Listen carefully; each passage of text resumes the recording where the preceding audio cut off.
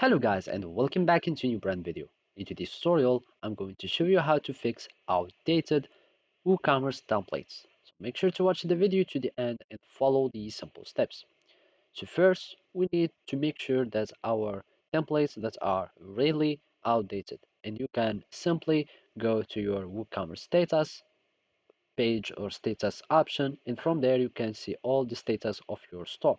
So here I'm just going to click on status, and after that we will find all the system status, so you can see the WordPress environments, etc. And at the bottom we will find a section concerning templates. So those are some WooCommerce pages, and as you can see, there are some pages that are not set, etc. But as we can see, there is the theme page and the templates one. As you can see, there is no overwriting or no outdating.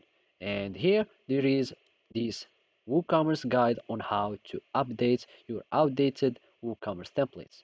And simply all you need to do is to start going to your uh, the end of the page, and as you can see you can find all your overwritten templates, and you need just to localize them.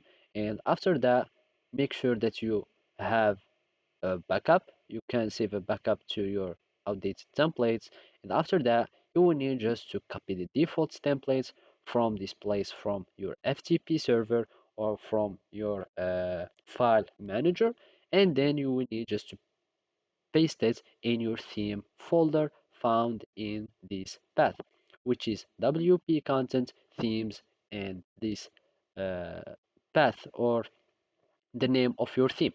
And by that, you will be able to open the templates you paste into the theme folder with the text editor, like a Visual Studio Code or Notepad or anything, and you will need just to replicate the changes, and by that you will be able to fix the problem. So that's it. Thank you for watching and see you next time.